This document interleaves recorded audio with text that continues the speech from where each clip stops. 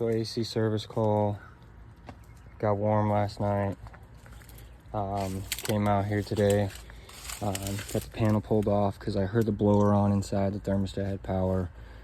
Being a Nest, it would have told us if it had lost power. And it's in the attic. So came out here, contactors pulled in. You can hear it humming. Checked for voltage, and if you check from across the lines, you'll get 0. But if you go to from like line 1 to ground, whatever, you'll get 120 and 120. And that's our problem here, is we get our 240 coming in, but the breaker here has failed. So when you go across the breaker terminals, you get 0. But if you go across just one terminal to ground, you'll get 120 off both of them.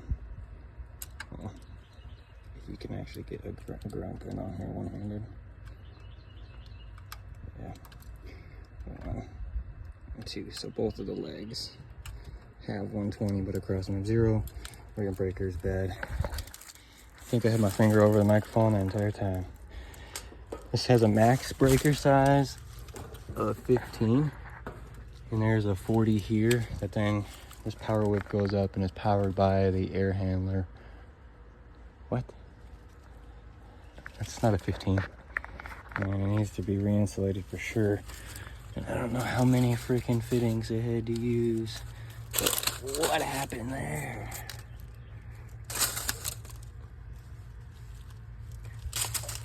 They put a reducer in right here. It's an actual reducer, not a flare fitting, or a swage, or swedge, or whatever we want to call it.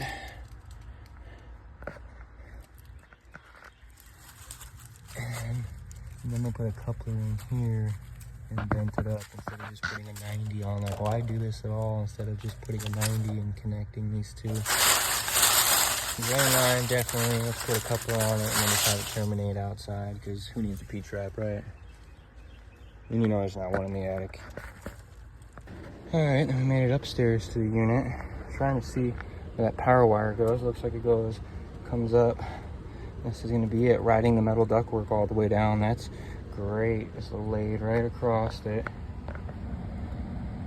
Like, how hard? I mean, we got 120 up here, and then 240 laid across the metal ductwork. Don't let that vibrate ever, right? Leaky. What is going on here?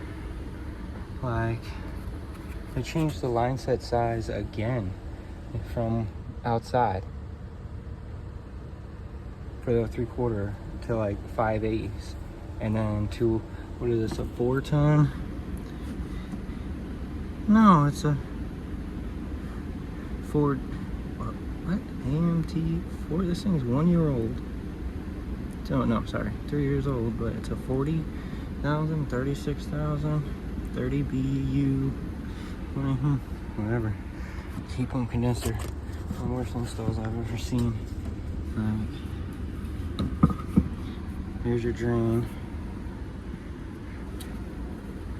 You just feel air leaking everywhere. Here's your power wire to the unit. Let's see, did they use Romex or anything? Nope, they just put it through the knockout hole. And it looked like it could be sparking. So, definitely a sketch.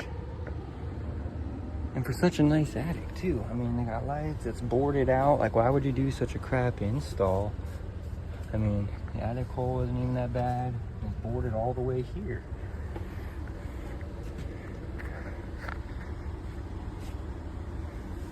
And it was suspended on all thread, which was obvious here when they got here. There's no way they did this install.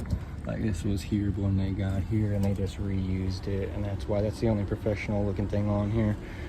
Like, what the heck is this? They didn't even have a street 90, so they used a regular 90 and then another piece because they couldn't just put a street in here, or they didn't cut the stub off. And this insulation is just gonna leak all over.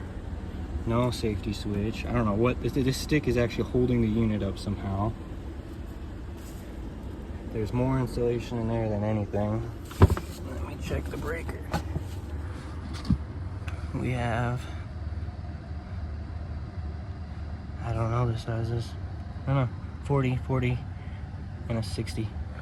And I bet this 40 goes that way and shuts off that. That is just crazy.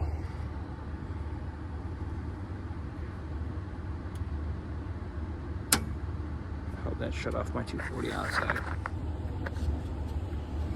Just look at that ductwork transition just bowling into the attic.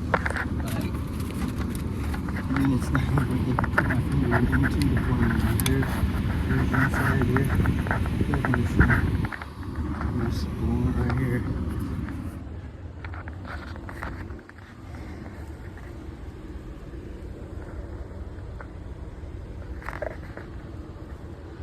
No knockouts. Or they only pushed everything through the knockout.